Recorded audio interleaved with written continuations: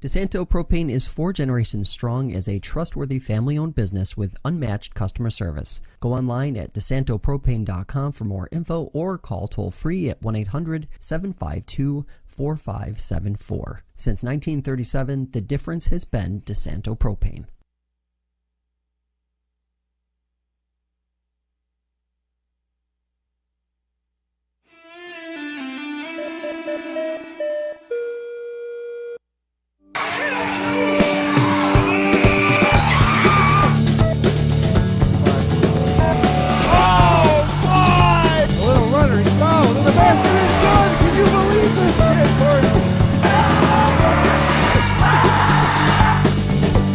Inside to Stevenson, up against Kaminsky, Bucky good in the ball!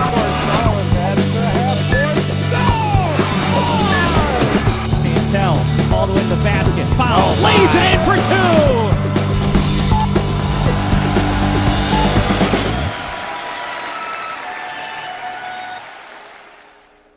Hello, high school basketball fans, and welcome to the Upstate Hoops podcast here on Monday, January 22nd.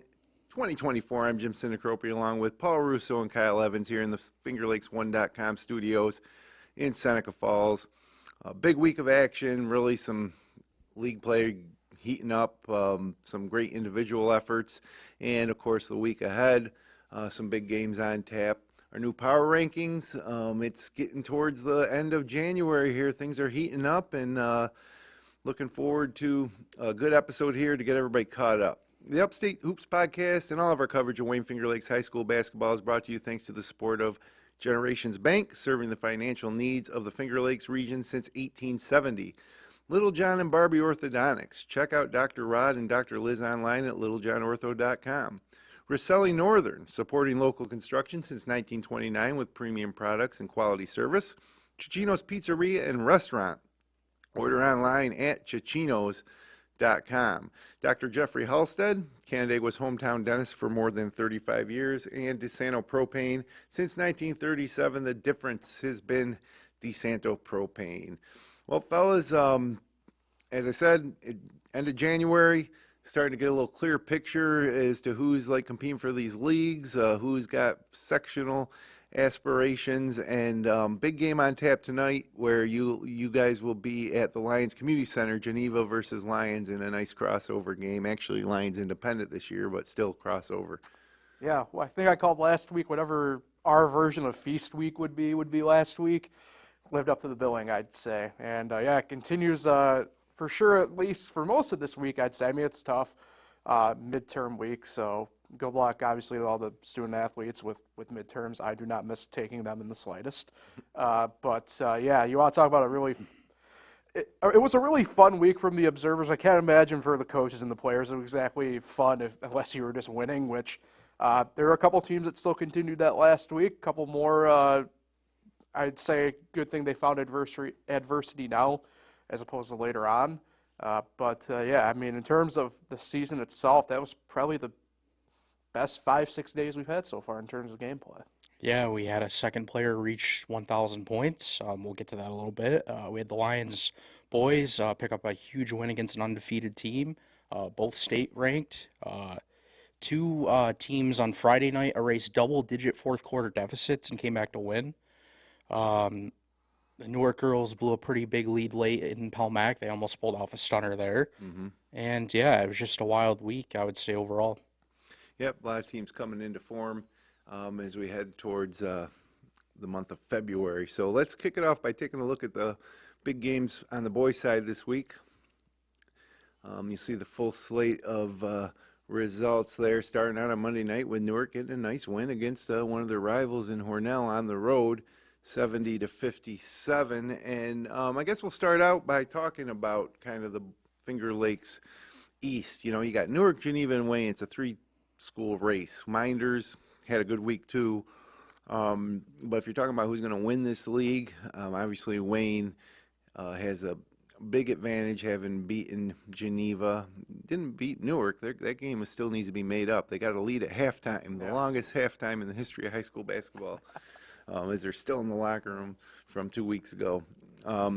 And then, Newark, a team who came off a state Final Four run last year and brought a lot of guys back and a lot of high expectations. So Newark got that win on Monday night over Hornell. Janer Allen with 23 points to lead the way there.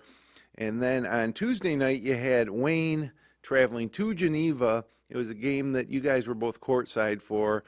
And Wayne, no problem, 44-28 win. 19 points for Cam Blankenberg. Aiden Twist had 11. Ostrowski had 11.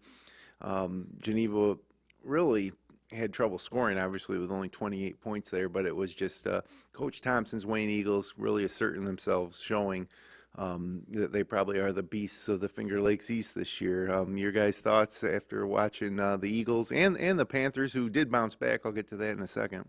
It's weird because I didn't think after the fact, when you finally get, you go home and decompress a little bit and you kind of think about what you saw. I didn't actually think Geneva played all that bad, all things considered. It was a really weird second half. Both teams were making some, for both teams, uncharacteristic mistakes, I'd say. Like, Wayne had a couple shot clock violations, too, in the second half. It was kind of crazy, this kind of seeing the second half unfold from the first half. But, that's just a really good Wayne team. Like, I think that's got to be the main takeaway here at this point. They have now, I believe it's 3 whole games in the hand on the rest of the league right now. And, they get this win against Geneva, puts them above them, obviously. I think, Geneva's still sitting in third place. And, I mean, this is a Wayne team that I think, going into it, we probably should have maybe put it at least number 2 for sure going into the season. They're definitely a really good team. Can't wait to kind of see how the rest of the season plays out for them and the week itself. This is a big week for them, and we'll get to that obviously more later on. But Wayne's 10-2. Yeah. They're undefeated in New York State. Yeah, their 2 losses came down in Orlando, and this was a Geneva team that beat Lions, that is a contender for the league title, and they were pretty easily dispatched by Wayne. I mean, Ben Ireland hit a couple of threes early, and it looked like it might be a pretty competitive game, and then Geneva went really ice cold from beyond the arc the rest of the game. And, Kyle, you were there seeing Cam Blankenberg in person. I mean, that guy can do it all. Yeah, actually, though, what impressed me the most was probably Wayne's defensive effort. You could just see that was their focus. They're well coached, obviously, and actually, Cam Blankenberg. There you go. Sorry, only scored 3 points in the second half, and as a team, they only scored 15. So if Geneva could have gotten a little of anything going in the second half, maybe like an 8-0 run, maybe it could have sparked them. But they just seemed like they never could do anything. And just looking at recent games with Wayne, Geneva is the lowest scoring team against them that Wayne has played. I mean, even look at some teams here, like Paul Max scored more, Minders scored more. So I don't know if it was just an off game or Wayne's defense is getting even better as the season goes on. They had trouble with that 1-3-1 of Wayne, and it did seem that they were able to find open threes, and they couldn't get any of them to go down. But 28 points, not a lot for a high school basketball game. Nor is 44 for Wayne, really, so just a low-scoring night altogether. But talk a lot about Blankenberg. Obviously can do it all. He can distribute. He can, he has a great pull-up jumper. He's long, solid on defense. But across the board, this Wayne team, it's just solid. They got a lot of size. They got a lot of guys that know their role, and they're well coached, and they obviously bring it on both ends of the court. Like I said, that 1-3-1 zone, when done right, can really frustrate a team, as Geneva found out. Yeah, I mean, you want to do a couple other things. We've talked a lot about Blankenberg and on PJ Ostrowski, obviously, as well. But Aiden Twist had a really good third quarter. He had, I think it was 11 in the game, and I'm pretty sure none of those came in the third quarter or something like that. I know he ended up in a little bit of foul trouble in the game, but Josh Warner, senior center for Wayne, I think he's probably the tallest kid on Wayne even, but they got a couple other pieces behind, the main 2 that we just haven't really talked about all that much, and I think it just kind of shows the depth, overall IQ of the team, and, what they're really built for and built to be capable of doing. Yeah, and to add another quick stat, that was Blankenberg's only the second time he's gone under 20 points in a game all year. So that's just how weird of a game it was. Geneva only scores 28, and then they only gave up 44. Right. That's what I meant by like when I got home, I'm like sitting there going like I didn't think Geneva played bad. Like it was just one of those things where you look at it and it was just I think you good wording of it, Kyle. Just a strange game. Yeah, at one point Blankenberg was outscoring the whole Geneva team. Yeah. That's how weird it was.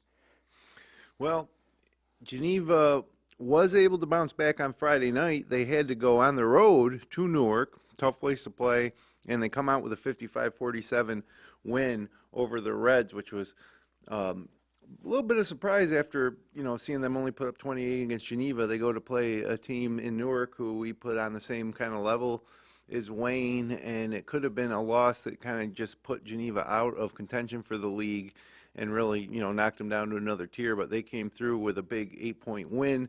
Tyshawn Willingham, 18 points. Andrew Green, 12. Caden Larson Porter had 8. Kellen Foster and Janor Allen with 17 apiece for Newark. And, that was an impressive bounce-back win for this Geneva team. Yeah, I think that just like I said, it kind of speaks volumes to what I think of that team as a whole. And, I don't think it's a shot against Newark. That just seems like one of those classic really good games. I mean, this was, I think, a matchup that we probably haven't really expected to be like that in a couple of years now. And hopefully for the, sake of the league and sectionals as well, both those teams see each other for sure at least one more time this year. I'd love to see them another time, hypothetically. You never know. But, Sectionals, maybe. Right. I mean, that's just a really good classic, kind of sneaky backdoor rivalry game, too, in a way. Like, that would have been fun to see. I wasn't able to catch it live, but that was probably a fun game to watch live. Yeah, believe it or not, I watched some of it. Newark only had one lead the entire game. Geneva was pretty much in control. However, it was a 2-point game at halftime, so Newark definitely had a chance in this one. But, yeah, Geneva, that was a huge win on the road for them. And Wayne, now, after having beaten Geneva on Tuesday, they head down to Marcus at Whitman. Now, that's the biggest differentiation in school size in the Finger Lakes East. Yeah, Wayne is the biggest school, and Whitman is the smallest school. And credit to Whitman, man, they gave them a ball game. First of all, on Tuesday night, Whitman gets a win over Mid Lakes to move to 8-3, 51-43. Kyle Kumpke with 20 points for Mid Lakes, but Brody Royston 16, Prendergrass 13. And then on Friday night in Rushville against Marcus Whitman, Wayne comes out with a 55-44 win, so not an easy win for Wayne against Whitman, who, we saw him in person lose to Minders, and they're a tough team. They're going to be have something to say come sectional time for sure. And this Finger Lakes East schedule is only preparing them for that. Now, it was Ostrowski with 25 points leading the way for Wayne in Marcus Whitman, which might be the first game that Blankenberg wasn't the leading scorer. Yeah. Blankenberg had 21. Great 1-2 punch there, 46 of their 55 points. So credit to the Whitman defense. For Whitman, it was Royston and Pendergrass with 13 points again, and that's something I see that's been improving for Wayne, at least this past week, is Pendergrass getting on the scoreboard, double digits back-to-back games. I think that's a key for Whitman to be successful. They can't just rely on Royston, and I'm sure that Coach Thompson and Wayne had a plan to contain Royston, who scores the bulk of their points. So you need a guy like Pendergrass to be able to contribute inside, and he did. So, in a 11-point loss, it was a bright point on Friday night, I think, for Marcus Whitman going forward. So they're 8-4 now after that loss, but you can take something from a loss there. Yeah, before that loss, they had won 5 straight after, defeating Mid Lakes earlier in the week, and then they hung tough with an unbelievable Wayne team. So, yeah, I think they've turned the corner since their 3-3 start, and, they still have a lot of tough league games coming up to close out the year, but that's a team to watch. Yeah, I mean, they're always in it. I mean, that's the one thing you ask pretty much any coach, any personnel from around the Finger Lakes East, and the first thing they always bring up about Marcus Whitman is just good coach and good basketball IQ. So, yeah, I mean, you can't count them out. And I know that's one of the things we've been talking about in Wayne a couple weeks ago. They were talking about, it's like, Marcus Whitman with the basketball IQ, you can't sleep on them at all. So, yeah, I mean, I'm with you, though, Jim. If you get Prendergrass going a little bit, Logan Storms as well a little bit too. We can chip in a little bit from scoring as well. That's a team that I know they're trending at the top of B2 at the moment as well. So that's, quite the combination to get going here in the back half of the year. Yeah, and that's the thing. You're not going to face a team as good as Wayne in B2. And so they came to your gym. You had a respectable performance, dropped an 11-point decision. Definitely positive for sectionals. Before we get off the Finger Lakes East, got to talk about the Minders Blue Devils, the boys. They had a pretty good week. They defeated Waterloo on Tuesday night in Waterloo, 69-52. And then Friday probably played one of the games of the year as Pell Mac came to Arthur L. Baker Gymnasium in Seneca Falls. Minders trailed by 19 points in the third quarter. And then they put on a little run, still trailed by 6 with 22 seconds left in regulation. So game over, right? 6-point lead, 22 seconds. Jack Brady hit a 3. Jake Prain hit a 3. In the span of 5 seconds, they tied the game with only 18 seconds. So you're down 6 with 22 seconds. You look up at the clock, there's 18 seconds left, and it's tied. So pretty wild. And then eventually, game goes to overtime, and Jake Prain tied the game at 65 in overtime before Jack Brady hit the game winner with 6 seconds left. Just a great win for Minders. Alan Plummer was the leading scorer in that one. The big guy down inside with 19 points. Jack Brady with 11. Jake Prain with 10. Pell Mac was led by Brady Leo with 15 and Logan Bauer with 13. Carter Young had 11. So just a great game in Seneca Falls. There was a fan ejection at one point. And which you haven't seen in Arthur L. Baker in a while.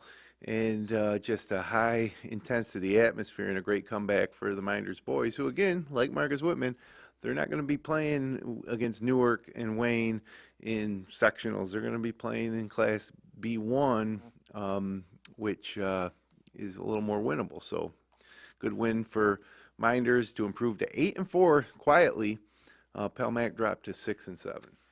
Yeah, kind of crazy for me. So we'll obviously touch on the girls' game, the Minders and Pell Mac girls' game, but I was up there calling with the students for that game, and we wrap up. We're cleaning up the broadcast and the table, and one of the kids running the camera. It's like, oh, the boys' game is still going, and like, oh, okay, could be. I think we didn't know if it was a lawn JV game at that point, right? He goes, oh, it's in overtime, and then we're like, oh, okay, that's pretty cool. And then he said the part about how like Pell Mac was up by double digits. I was like, oh, okay. So it's just small things. 19 points in the third quarter. Yeah, I don't think you see those that things much. where you have to give credit to Minders, right? And kudos where it's due, because you get down by 19 at any level, right? And there's a lot of de facto waving the white flag, throwing in the towel. You kind of want to live to fight another day things. But credit to the Blue Devils, hung tough and got the win. Yeah, and they've won 3 straight, and Pell Mac's lost 3 straight, and that's kind of shifted things in the league standings. So, yeah, tough loss for Pell Mac. I'm not sure we've seen many teams blow 19-point leads in the fourth quarter. Huge to see Alan Plummer getting the 19 points down low for the Blue Devils. That's something that they hope to get some more consistency from him. They also got Griffin Hillmeyer down low that can score, in this group of guards between Brady, Prain, and Luffman. Can all contribute, and they all play so hard. It's a fun team to watch, this Minders boys team, and it's certainly no more fun to watch than Friday night when they race that deficit to win in overtime. So let's move ahead now. We haven't talked yet about one of the last remaining undefeated teams in all the Wayne Finger Lakes, and that would be the East Rochester boys. Tuesday night, they dispatched with Red Creek 53-40, despite 19 from Tyler Cooper for Red Creek. Justice Allen had 19 and Eli Tanner had 15 in that one. Then on Thursday, they go to Williamson, get a 20-point win to move to 13-0, behind 12 points from Dan Preston and 11 from Ray Allen. Justice Allen had 10. And then Saturday, a little Finger Lakes West versus Wayne County crossover. A decent Bloomfield team comes into East Rochester, and East Rochester gets a 63-42 win, so they're now 14-0. East Rochester's 3-0 in the non-league and won 11 of their 14 games by double digits. Cam Smith had 15 for Bloomfield. Justice Allen had 13, and Eli Tanner had 11. So East Rochester boys quietly built this 14-0 mark. I don't know how many of these wins are like quad one wins. We haven't seen them play a team like top of the Finger Lakes East or even an out of league game against a team that's high up in the sectional standings. So, but they're taking care of business, and they have beat a good Gananda team. But East Rochester, unblemished record here heading into the end of January. Yeah, I mean, I think a lot of the talk for us was obviously revolving, and justifiably so, around the girls' Bomber team, right? But yeah, this is an East Rochester boys team at this point. Hard for my brain when you say Ray Allen not to go to Jesus Shuttlesworth, but sounds like he's doing his best interpretation over the past few weeks, that's for sure. But yeah, I mean, I don't know about the quad one thing. I'd classify it, maybe they have a couple there, Jim. I mean, you mentioned they beat Gananda and they now beat Bloomfield. Both those teams have been either in or have received votes in the power rankings in the past, and I classify them as quad one wins, It'd right? be fun to see them play in Newark, Geneva, or even a Minders or Pelmac to get a truer sense of maybe where they stand. But, we're getting up closer to sectional time, so we will be looking. I know I've promised it the past few episodes, but we're going to start looking at the classifications and where these local teams stand up. But yeah, Kyle, I mean, you're posting these results every night, and it's just another win. 3 more wins this week for East Rochester. Yeah, should add that they did beat CG Finney. Lions lost to them. That is a good point. So that's a quality win there. But yeah, they do have a tough little stretch coming up here with 2 of the next 3 games, one being against Gananda and one being against Lions. Remember, Gananda ER played the first time. It was a 3-point difference. Great game. Watched the end of it. So, what was it, Thursday night? Gananda ER go at it. Yeah. So that'll be a chance for Gananda to hand them their first loss. And that Lions ER game, a little something extra on the line with Lions, backing out of the Wayne County this year to become independent, to play a tougher schedule. I don't know if that'll be a motivational point for East Rochester to kind of defend their league's honor when they play the Lions. But one more game in Wayne County that I should mention, Sodas traveled to Gananda. And, the Soda Spartans quietly putting together a good season. They're 8-3. They did lose to Gananda by 2, 62-60. They had a 3-pointer in the air. His time expired, bounced off the back of the rim. Gananda gets the win to move to 11-4. But, you got East Rochester, and then so does Gananda. That's a pretty good threesome at the top of Wayne County in the year that Lions is not part of the league. And so does a team to look forward to. They just can't seem to get over the hump here. They've lost close games, I think, to East Rochester and Gananda now. But racked up 8 wins along the way so far, too. Yeah, and they've been in a lot of games, especially early on the first half. A few of these losses, they've only been down 1 or 2 at halftime, and then the fourth quarter is kind of the difference. I remember against East Rochester earlier in the year, they played them tough as well, and they kind of just gave up a late run, and that's the difference. So maybe consistency problems with them, but I would say that's probably one of the biggest surprises. Other than maybe I would add the Newark girls, I thought they would be better, but I mean, they're 8-4. I think that's a bit of a surprise too. Yeah, I mean, this is a Soda team that kind of did something similar-ish last year, more so on the front half of the year. This year they've been consistently better, though, throughout the whole season thus far. I mean, to the point that they're kind of like part of the bottom for me personally. The bottom portion of our power rankings were voting for me. It's tough. Like, I struggle between them and a couple other teams. They're in the mix. Yeah, that, I how do I grade? How do I do what here? But, yeah, I mean, the Spartans, it's nice to kind of see them get good again here. I mean, that was a program for a decent stretch there. I remember, at least like when I was in high school, like they were good, and it's good to see it take the turn and kind of rebound a little bit here. And league title this year might be a little bit out of the question, but next year, that's what gets you excited as a program. A couple other notes here from the boys' side of things before we move on to the girls. HAC got a 66-39 win over South Seneca to move to 10-2. So Harley Allendale Columbia, the Wolves, a team that we haven't been focusing too much on, but they're 10-2 now in the Finger Lakes West. Tyler Knapp had 6 threes, 27 points. Logan Lavarek had 14, and Kenny Halsey had 10 for South Seneca. So HAC's 10-2, and then the other game, probably one of the biggest games of the week, looking forward to. The Lions handed Avon their first loss of the year. Lions moves to 11-2 with a 51-45 win over Avon last Tuesday night. Jameer Johnson had 14. Stephen LeBrecq had 14. So Lions had a couple of stumbles.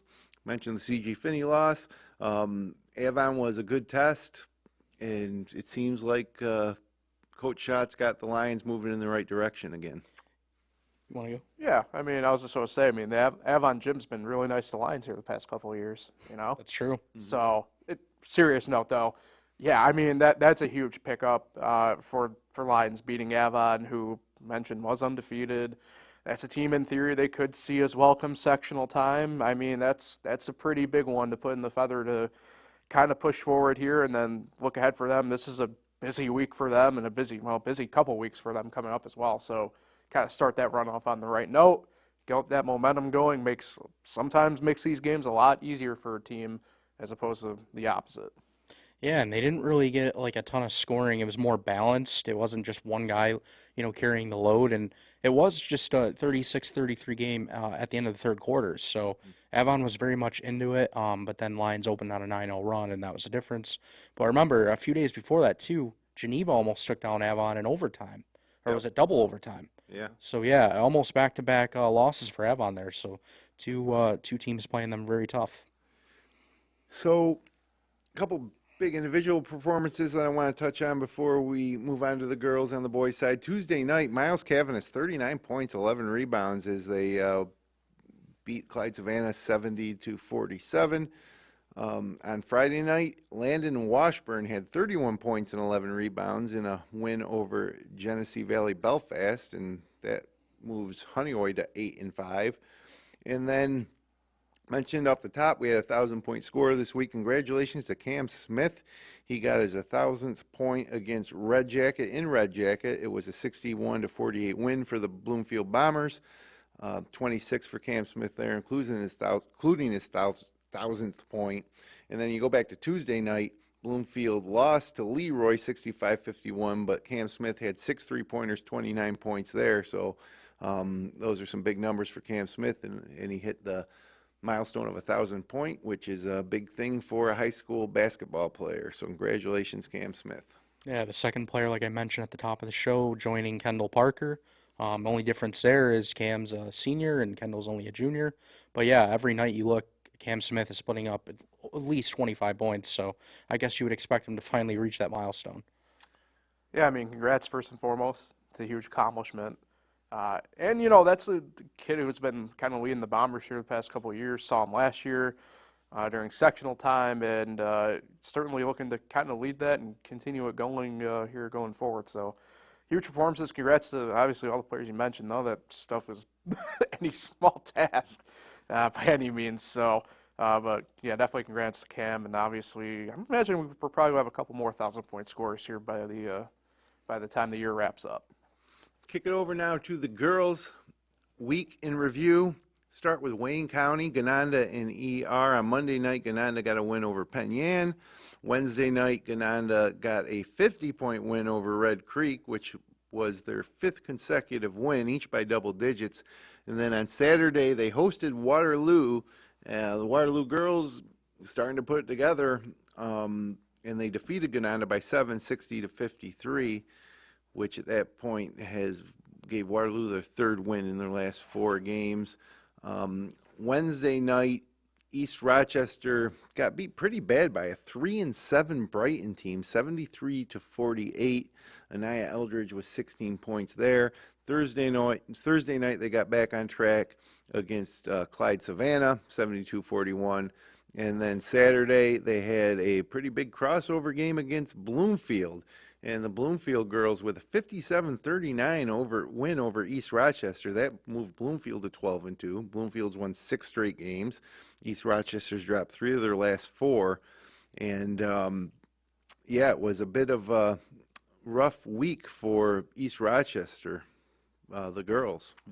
Yeah, I don't know what's going on. It's been a rough kind of couple weeks for them, if I remember right. So, yeah, I'm not too sure. I mean, I still expect them to kind of cause some ruckus here, but for a Gananda, you look at the opposite here in terms of like league stuff. You look at a Gananda team that now is starting to get a little bit of extra, what I'll call arm's length away and stuff like that in terms of who your closest competition in theory could be. I mean, I know Lions are up there as well with that. So I mean, I don't know. Maybe it's kind of like the boys. Maybe it's kind of shaking out to be a two-horse race, kind of a quasi three-horse race. But yeah, I don't know what's going on with the UR girls. Not too sure. Yeah, they started out, what was it, 9-1? Yeah. Yeah.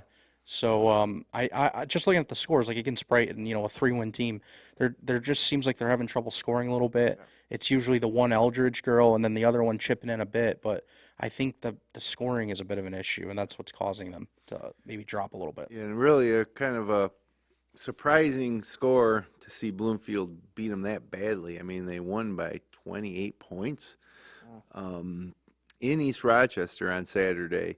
And, Bloomfield girls, 12-2 now. We'll talk about them in a second here when we get to the West. But first, let's talk about the Finger Lakes East this week. And Minders girls, consistency, I think, has been the biggest challenge for the Lady Blue Devils. But they did get a huge, I guess, win to kind of break a streak that nobody in Seneca Falls is really too pleased about. Is they beat the Waterloo girls in Seneca Falls 59-57, snapping a 9-game losing streak to the Lady Tigers. Peyton Verkey had 18, Chelsea Korzeniewski had 16, Laura McDermott had 13, Sophie Palladino had 10, Gwen Panic led the way for Waterloo with 16, and Minders trailed for a lot of the second half. Laura McDermott hit a big 3 late. Chelsea Korzeniewski hit a big 3. Peyton Verkey hit a big 3 late. Sophie Palladino hit some nice free throws. And I know this group of girls, that was a big win for them here, especially the seniors. Maddie Verkey, Laura McDermott, Sophie Palladino, to get that win over Waterloo, which is something they hadn't done yet in their varsity careers. So then Friday night, Minders goes to Pelmac. Tough challenge, another chance to kind of get back into the mix of things at the top of the Finger Lakes East. But Pelmac was just too much with a 48-44 win. So that puts Pelmac at 9-1, Minders at 9-3. Peyton Verkey, again, just a sophomore, led the way with 22 points. Chelsea Korzeniewski, the point guard, 11 points. Mariana Hodgins, 14 for Pelmac, and Taryn Goodness not far behind with 12.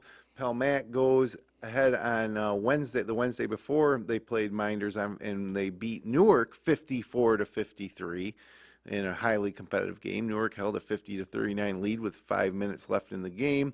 Takayla Vaughn, 26 points to lead the Lady Reds. Taryn Goodness, 24. Julie Belanger, 11. Mariana Hodgins, 10. So pretty wild week in the East. Minders girls really gave it a run at Pelmac. You guys were at there. You were at that game, Paul. And then the Newark Pelmac game, which was just an all-time classic.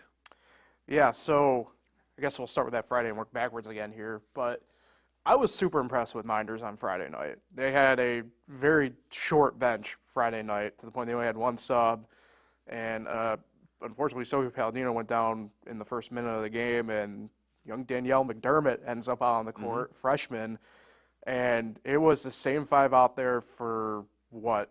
I have to do math here quickly off the top of my head. 32 minutes, same lineup was out there for 31, pretty much. And that was a tough task. They ended up getting the lead at one point in the fourth quarter, but Pelmac just able to kind of stretch it out a little bit there at the end and make it work.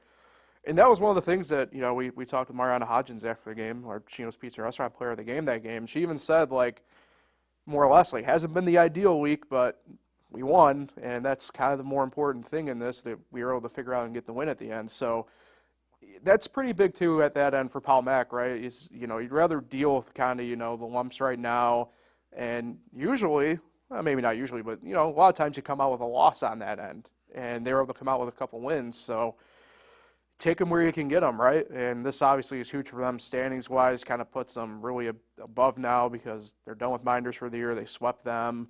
9-1. 9-1.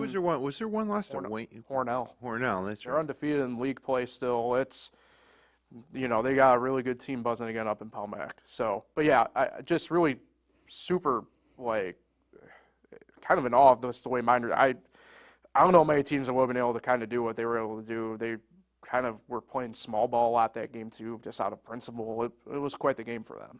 Yeah, I would say it was two huge days because think about it this way.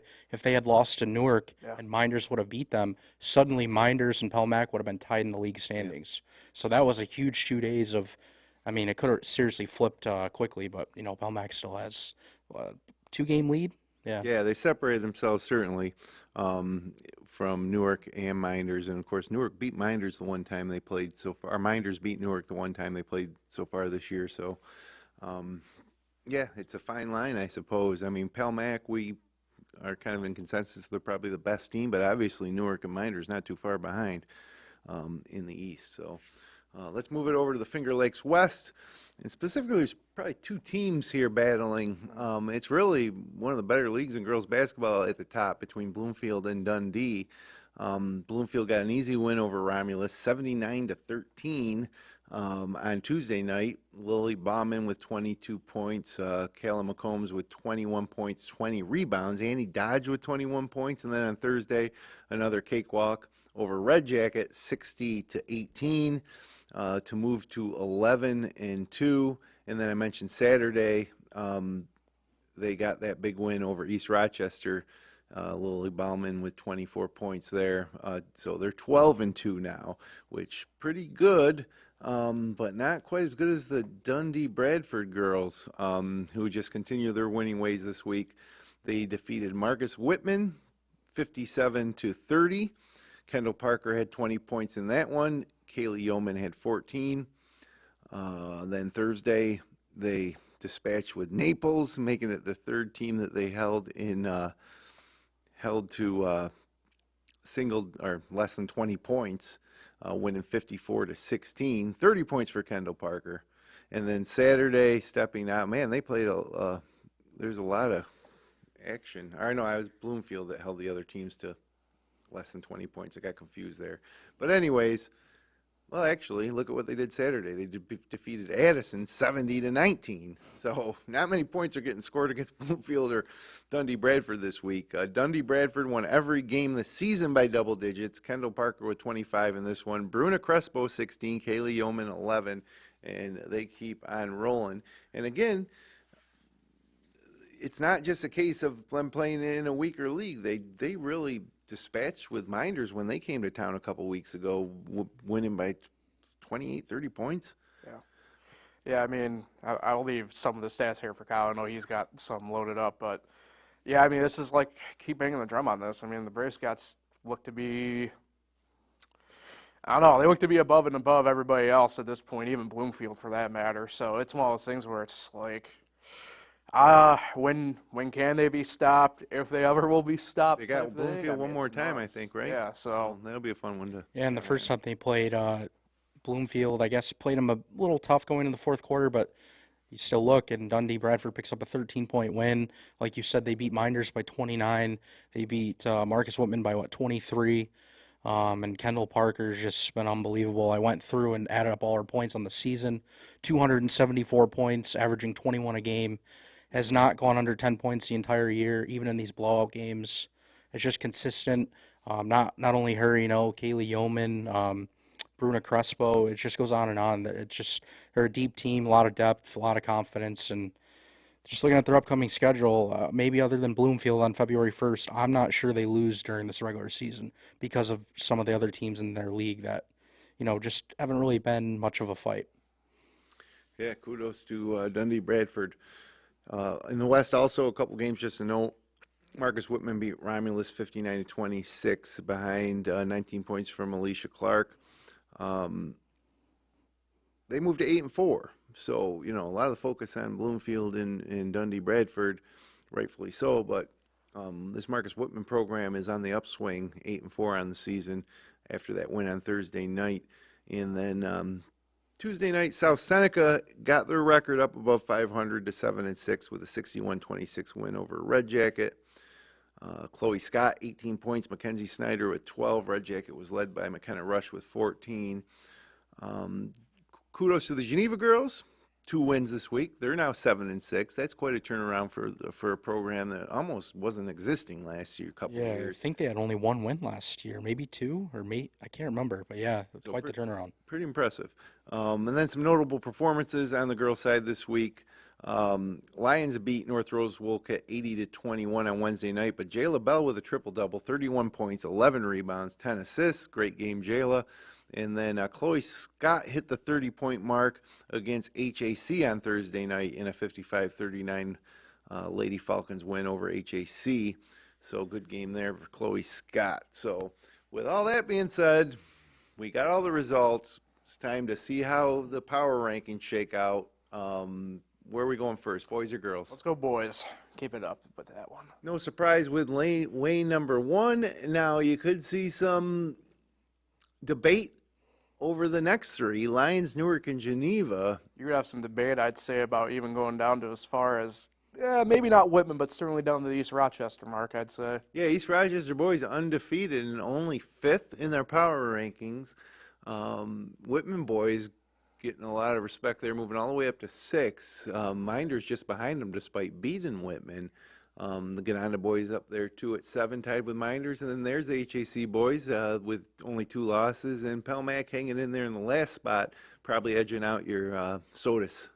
I would imagine would be the next. Yeah, the Sodases, the Bloomfields, Honeyoi, 5, won 3 in a row, I believe. Yeah. But I don't know, guys. That looks. I know it's a compilation here. I know that my ballot. I don't think that I had. I think I had Geneva higher than Lions. I didn't discredit Geneva for their. I gave Geneva more credit for their win over Newark than their loss to Wayne. Now, keep in mind, Geneva's now beaten Newark and Lions, yet they're still 4th, while Lions 2, Newark 3. That's my only gripe. If they go and beat Lions again and sweep the season series, I think for sure next week Geneva's going to be above them.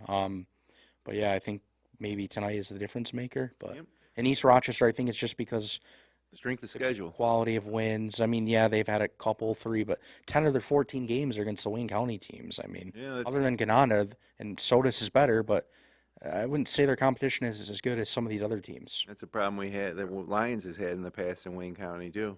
I admittedly really struggled this week because of just the amount of more or less teams having split weeks. So at that point, like personally for me, I put Lions at 2. They went undefeated the last week. I think I would have had a hard time on my personal principles of voting if I would have kept them below a team that did lose a game. So I think that was my issue with that, where I had to weigh it. And then at that point, I mean, I think you can tell by just numerically the way the votes are processed, right? Like, we all had some variant of 2 through 5 being different. Yeah. And all by a matter of 1 position. So people could be upset, sure, I get it, but like, I think more than anything else, we're all kind of saying like, you're all are damn good, and you're giving us a good problem to face week in and week out at this point. Yeah, Geneva's got to be upset. They beat Newark. Yeah, well, that's something I think also for Lions being 2 for me was that they beat Avon, a state-ranked team. But then you can also say that Geneva took them to double overtime and lost by 2. So yeah, it's tough. I mean, and like you said, you always say, some of these teams don't play each other. Like, well, we won't get Wayne Lions, we won't get Newark Lions. So it's always hard to kind of juggle, different leagues. Yeah. And it's for fun. Doesn't mean anything. For me, it's like I like our power rankings. When you look at it, if you're in the power rankings, you're a sectional contender. Yeah, I like to think. Agreed. If you're at the top of the power rankings, you're probably a sectional favorite.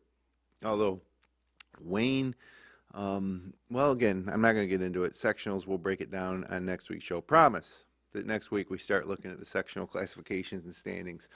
But for now, let's take a look at the girls' power rankings. No surprise there, Dundee Bradford. And it isn't a matter of them playing in a weak league. We saw how good Bloomfield is. And we saw what Dundee Bradford did to Minders. So usually we will see a Finger Lakes East team at the top of our power rankings. But Dundee Bradford, undisputed. It's unanimous, right? Yeah. 30 points means unanimous. Yeah. Pelmac 2, Gananda 3, Minders 4, Waterloo 5, Newark 6, Bloomfield 7, East Rochester and Lions tied at 8, and then Whitman popping in, again, 8 and 4 at 10. Yeah, so the intriguing part here is everybody's in lockstep here, right?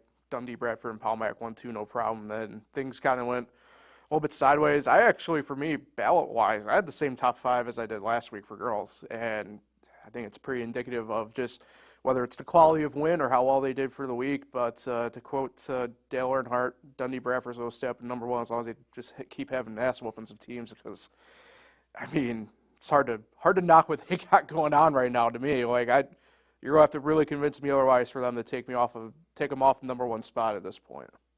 Yeah. And for me, I put Waterloo ahead of Ganonda because they just beat them.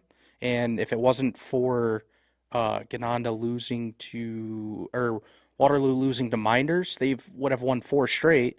And then what if they beat Minders? Couldn't you put them ahead of Minders? They would be 9 and The problem is 5. they got 6 losses. So Minders has what? 2 losses, 3 losses? 3, and then it would have been 4 if Waterloo had beat them. That's what I meant. Like, would that flip? If they Yeah, that had was a beaten rough game. Waterloo's young, obviously. They gave Miners everything they could hope for in that game in Seneca Falls. But yeah, Waterloo 8-6, Bloomfield.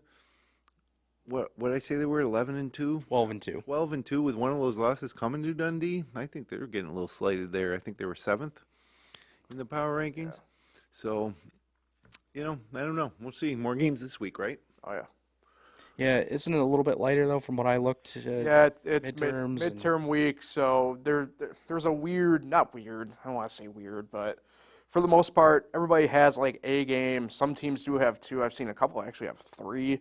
It's one of those weeks where it tends to be not like a bye week of sorts for everybody like we see during a holiday break, but Just isn't the schedule, tends to be- regular league schedule of Tuesday, Friday for the Finger Lakes East boys and when, so. But hey, let's take a look at the week ahead. yeah, to start the boys. So tonight, Geneva at Lions, probably the game, no doubt the game of the week. We mentioned oftentimes in the show, we love the crossovers, especially against some of these East teams playing some of the top teams in other leagues. Lions and Independent. I wouldn't mind seeing Lions move permanently to the Finger Lakes East, honestly. I think they probably belong there, but I don't know if that'll happen anytime soon. But Geneva at Lions, live on fingerlakes1.com, 7:30 tonight. 7. 7 o'clock, early start. Really? Yep. Is the JV game pushed up more? 5:30. Yeah. Oh, Okay, good. Hey, I like that. Of course, there's no Monday Night Football to compete with, so the rating should be high for that one. And then move ahead to Tuesday night. You got a little red jacket at Minders, boys. Jeez. Newark at Wilson. Newark always likes to play tough out of league matches. And move ahead to Wednesday night. Whitman at Batavia. Now, Batavia looks to be a little down this year. there is a note too for Wednesday. They are picking up that second half of Newark Wayne on Wednesday. Yeah, which is going to be strange, right? Newark's going to drive all the way to Wayne, and they're going to play 2 quarters of basketball. Yeah, it's strange. We were able to chat with obviously both Cam Boingberg and Coach Thompson last week, and they were both like, it's got to be the strangest thing that everybody's ever had to deal with. Yeah, so they'll come, they'll do their pregame warm-ups, and then they'll play 2 quarters of basketball. Right now, I think Wayne's up by 7 or something like that. 33-28. Yeah. Okay, well, so it's a ball game on Wednesday night. Move ahead to Thursday night. Lions at Sodus, so there's another old Wayne County team that Lions is going to have to face on the road. I think Sodus probably had that one marked on their calendar. And then game of the week, no doubt, in Wayne County, Ganonda at East Rochester. Ganonda trying to hand their crosstown rival their first loss of the year. So that'll be a great atmosphere in the gym at ER. And then move down to, Friday night, the 26th, Minders at Wayne. So long shot chance there for the Blue Devils, but opportunity nonetheless. Mid-Lakes is at Palmac, Newark at Waterloo, and Whitman at Geneva. Whitman looking to pick up that upset, and this could be a good spot for them. Geneva probably focused on Lions tonight. Whatever happens, Friday night Whitman comes to town. It should be fun to watch. And then on the Saturday, there's a few games, including Bloomfield at HAC and School of the Arts at East Rochester. So we'll see if East Rochester's still undefeated come Saturday night and come Sunday morning. And Waterloo at North Star Christian. So somewhat light, but still everybody's getting on the court. Yeah. Like I said, midterm week, you tend to have a shorter kind of week to deal with. So What are we looking for on the girls' side? there we go. Tonight you've got HAC at Dundee Bradford. Might be a test for Dundee Bradford there. Greece Arcadia Olympia at Palmyra Macedon. Tuesday night, Minders at Clyde. Lions at Waterloo should be interesting. That's something you don't see a lot of. Newark at East High. And then Wednesday night, you got Mount Morris coming up to Naples. Gananda, HAC on the girls' side Thursday night. Newark at Greece Arcadia Olympia. So Greece Arcadia Olympia playing Newark and Palmac this week. Geneva at Romulus. Wayne at Minders. So a little test for the Lady Blue Devils who've been playing better. Don't want to trip up there against Wayne. Then Friday night, a big slate of games. Looks like East Rochester's at Red Creek. Bloomfield at South Seneca. So South Seneca got their record up above 500. Now they got Bloomfield coming to Ovid. And then Palmac at Mid-Lakes. Mid-Lakes a little down this year compared to normal. HAC at Marcus Whitman. That's an interesting one. And then Saturday, Minders at Lions. Probably at the community center, I'd imagine. Yep. Not the Atwood. Eastridge at Newark. So there you have it. Another week, and then it's going to be February. And when that means is it's just 2 weeks until it's all wrapped up for the regular season. We get some sectional brackets, and we push forward through sectionals. And what that always means to me is one step closer to spring. Right? Hey, I'm with you on that front, yeah. So it's crazy, though. It's crazy. You have a lot of nothing's decided yet, right? But a couple weeks feel decided, but a couple still feel up for grabs, and it's kind of the ultimate little combo. You can really focus in on a couple teams and figure out from there. But yeah, it's weird. I didn't have a great feeling, admittedly, going into the year across the whole way in Finger Lakes, and been feeling a little bit better week by week as results come in and play has been done. Yeah, that is like a common theme for me now. I've been covering high school basketball pretty close now for 15 years, and there's so much turnover, obviously, with graduation. It's so the beginning of the season, you're like, man, these teams just aren't as good as like last year's teams that made state runs or Section 1 sectional titles, and it's because there's new faces, and by this time of year, usually you're like, yeah, there's going to be some good teams. We're going to have a good time come postseason again this year, I think. Oh, yeah. And next week, I think we're really going to start to focus a little bit in on the postseason, sectional classifications, who's got good seeds and who looks like favorites. So, yeah.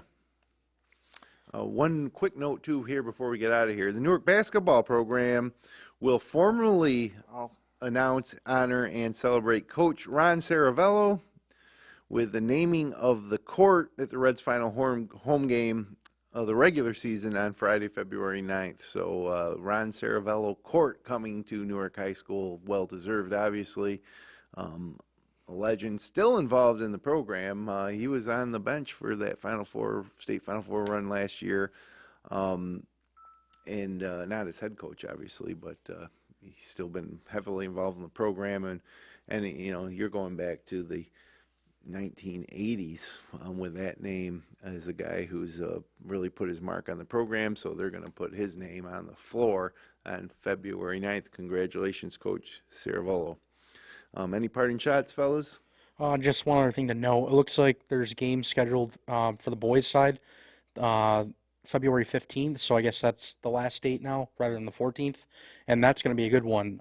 Geneva, Marcus Whitman at Marcus Whitman. That'll be the second meeting of the year, and it looks like that's the only game. So they did extend the season 1 day, probably because of that windstorm. Was it a couple weeks ago? Yeah. 3 weeks from Thursday will be the final regular season game. Yeah, it's kind of crazy. It goes by fast. But then, of course, we got the second season, which is the most fun of all, right? Yep. Of course. And then, so tonight, me and you, Kyle, we're up in Lions for Geneva Lions. Then Friday night, traveling back over to Palmac, Mid-Lakes Palmac boys. Looking forward to that one. Mid-Lakes high scores, obviously, with Kyle Kumke. And, get to look at Kyle Kumke. Looking forward to that game. I love going to Palmac anyway, but rumor is we're doing the 3-man booth that night, so I look forward to those. I look forward to those ones. Those ones are always fun when the kids get involved. I checked you guys out on Friday night for the Palmac Minders girls game, and you guys did a great job. Who was on color with you that night? Yeah, I was with David Primoslavsky for that one. Did a great job. Yeah, he's awesome. Also a fellow Syracuse fan, which is good to see the youth carrying that through. So, And little did either you guys know that the next day, Quadir Copeland That's was right. going to light up the dome with that buzzer beater. hey, I'll take it. We're to the point now, not to get off topic, but we're at the point of winter where, personally, outside of like when we have the broadcast and everything, I don't enjoy traveling too much out because you never know when you get stuck in a snow squall. Yeah. But the way this week is looking, I'm halfway tempted to go up to the Dome Saturday night for a change. So. It is warming up a little bit. Who they got? North Carolina State? NC State, they're honoring Dave Bing Yeah, that's right. night game, so why not, right? But hey, non-college note, go out, catch a game this week. There are a lot of games, I know it's midterm week, you tell us it's a little slate, but you got some good gems this week. If you're able to get out, go to one. If not, tune into the streams, tune in our streams. Make sure you check out Kyle's stuff. Yeah, I Awesome agree. stuff. I've always said around here in the winter, there's no better ticket for your price for your entertainment than to catch out a local high school basketball game, and there's some good ones on tap this week. So, all right, fellas, good job. Thanks. No problem. And thank you, everybody, for joining us on the Upstate Hoops podcast. Connect with us on Facebook, X at Finger Lakes 1, and TikTok at FL1 Sports. Subscribe to us on YouTube. And our audio-only podcast is available most everywhere you enjoy your audio content. You can also find our show, live stream games, and local news, weather, and sports 24/7 on the free FingerLakes1.com Android or iPhone app. Thanks for joining us. We'll be back next week on Monday afternoon. Until then, have a great week.